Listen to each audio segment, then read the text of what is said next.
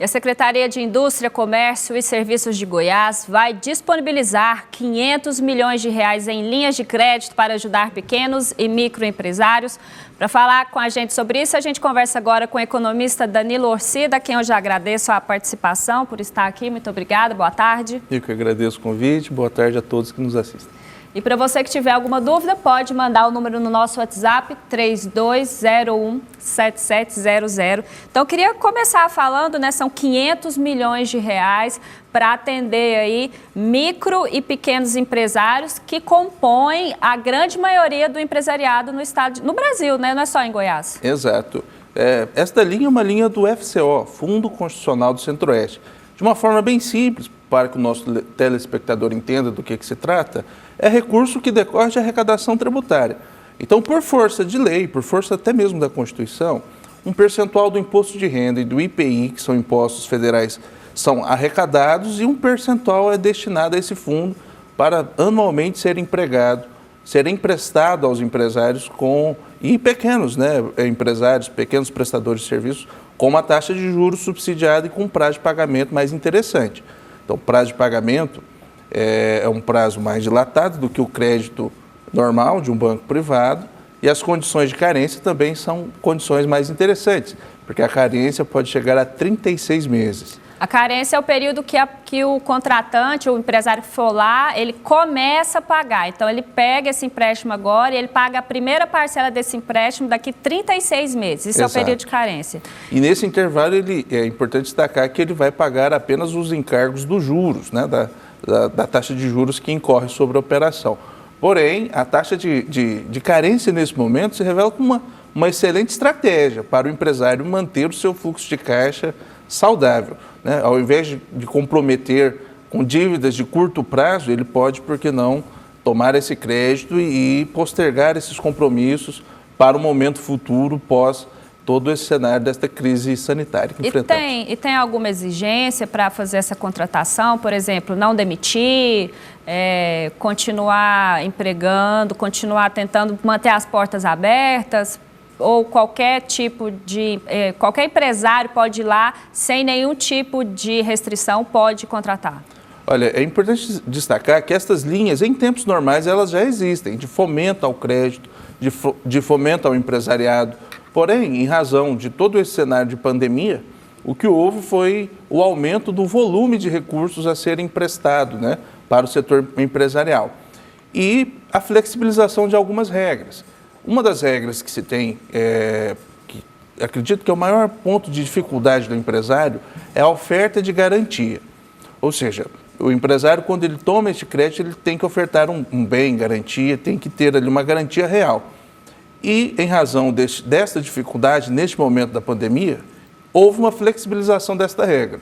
Criou-se um fundo garantidor, né? Flexibilizando, portanto, esta regra que até então era o maior ponto de dificuldade para acesso à linha de crédito. E é interessante também destacar que houve o direcionamento de políticas de microcrédito para prestadores de serviços, pessoas físicas também, no caso, profissionais liberais, prestadores de serviços, aqueles que possuem uma renda formal de uma atividade, às vezes como um profissional liberal, podem de igual forma ter acesso a essa linha de crédito, porém numa modalidade de microcrédito, um valor um pouco menor. Bom, falando em microcrédito, a gente recebeu uma participação aqui, o Júlio do bairro Capuava. Sou o MEI, que é o microempreendedor individual, como eu faço para fazer esse empréstimo? Olha, o empréstimo, em razão de todas as condições extraordinárias da própria pandemia, o atendimento ele está sendo realizado pela via digital, não pela via presencial. Então, existe o primeiro canal de atendimento, que é o site. Através do site, o empreendedor pode ter acesso ao link que permite o preenchimento dos formulários e o envio pela forma digital. Então, e tem o atendimento telefônico também para esclarecimentos. O atendimento telefônico vocês podem encontrar no site da Goiás Fomento. Goiás Fomento é uma agência Esses créditos são geridos pela Goiás Fomento. Exato. Então, o ponto de partida para quem quer buscar essa linha de crédito é acessar o site da Goiás Fomento. Exato. Vou pedir para a nossa produção, então, colocar o site aqui para a gente, para informar o nosso telespectador certinho sobre esse site. Mas, então, esse passo, depois de entrar no site, você faz o cadastro, informa a atividade da sua empresa e segue os passos. E segue, o atendimento foi todo virtualizado. Não há mais o atendimento presencial para evitar o contato físico em razão da situação extraordinária. Então, eu acredito que esse também foi um outro ponto de avanço na linha de crédito. A desburocratização para a apresentação das propostas e dentro do processo de análise destas solicitações de crédito. E qual que é o perfil do empréstimo? Né? Se a gente, esse número parece grandioso, né? 500 milhões de reais, mas assim, claro que vai ter um limite, né? Quanto que o microempresário pode contratar, quanto que o médio empresário pode contratar, o pequeno empresário pode contratar? Então, esses limites e o prazo de carência, inclusive, ele foi definido de acordo com o perfil, em termos de perfil empresarial e atividade econômica.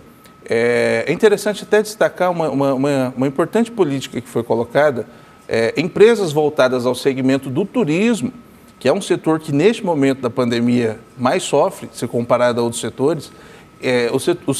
As empresas vinculadas ao turismo terão um prazo de pagamento um pouco mais ampliado, um pouco mais amplo, até porque são empresas que são afetadas diretamente diante desse cenário de fechamento, de redução de fluxo de pessoas, fechamento de rodoviárias, fechamento de aeroportos. Né? Então, o critério do crédito é definido por atividade econômica e de acordo até mesmo com a condição empresarial e a necessidade do próprio cliente. Bom, a gente está recebendo muitas perguntas aqui de MEIs, né? Microempreendedor individual. Tem duas aqui que não se identificaram, estou interessada no empréstimo, como faço, sou MEI. Então, só para a gente reforçar, a gente já tem o site disponível aí na nossa tela da Goiás Fomento. Tem que entrar no site da Goiás Fomento, Isso. né? Tem um formulário, lá vai estar...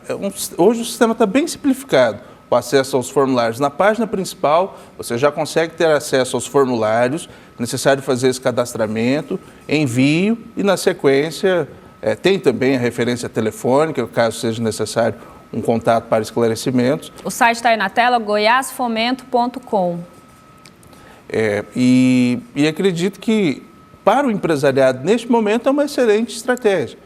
Haja vista as taxas de juros que são subsidiadas, né, por lei. Tem uma pergunta aqui do Marcelo, né, falando qual a taxa de juros que será usada? A taxa de juros ela vai variar de acordo com o perfil da empresa, mas a taxa de juros ela vai entre 1,4% ao mês e algumas linhas de crédito vão chegar a 7% ao ano. Se comparado à taxa praticada pelos bancos comerciais, é uma taxa de juros bem mais interessante. Bem mais atrativa, né? E falando sobre como que as pessoas podem usar esse dinheiro, elas vão lá, fazem o empréstimo e aí elas podem quitar qualquer tipo de despesa da empresa, seja folha de pagamento, seja fornecedores ou não? Tem destino específico? Olha, a intenção com esta linha, com este volume aportado para empréstimo é que venha atender o fluxo de caixa das empresas, que sirva como capital de giro. Neste momento, eu acredito que a grande dificuldade enfrentada pelo empresariado, seja o pequeno, seja o médio, seja o grande, é a redução das suas receitas em razão do fechamento das empresas e as despesas continuam fluindo, continuam despesas com fornecedores, despesas com folha de pagamento. Então, eu vejo que a intenção, e tem também as despesas fixas, né? O telefone, a conta de energia, o aluguel, a internet. Exato. As despesas não param, né? Então, eu acredito que a intenção dessa política de crédito é permitir que a empresa, neste momento, faça uso desse capital para trocar uma dívida de curto prazo, um compromisso de curto prazo, né, por um compromisso de longo prazo. Óbvio que uma taxa de juros subsidiada, um prazo de pagamento um pouco mais dilatado ao longo do tempo. Qual que é, você que é economista, qual que é a dica, então, para a gente encerrar a nossa entrevista, para esse pessoal que vai coletar esses empréstimos, né? Igual você mesmo falou, às vezes o empréstimo não cabe lá para o empresário naquele momento, mas ele pode buscar uma linha no banco, né? Ele é pessoa física, ou uma outra linha de crédito. O que é a recomendação para esses empresários, essas pessoas físicas que estão buscando dinheiro para se manterem abertos, com as portas abertas? A grande dica talvez seja: preserve o seu fluxo de caixa. Hoje as empresas precisam preservar o seu fluxo de caixa, de modo que não se encontrem numa condição tal que não consiga honrar seus compromissos em curto prazo. Então, por que não trocar uma dívida de curto prazo por uma dívida de longo prazo, fazer uso da carência, tentar renegociar as dívidas junto aos bancos, os próprios bancos privados, né, têm oferecido condições de renegociação de dívidas. Então, nós vemos que, neste momento, deve prevalecer o bom senso e, antes de tudo, aos empresários, a tentativa de preservar o fluxo de caixa. Certo, eu agradeço a participação do economista Danilo Orcida, está sempre aqui dando dicas para a gente. Obrigada e uma boa tarde. Eu que agradeço, uma boa tarde a todos.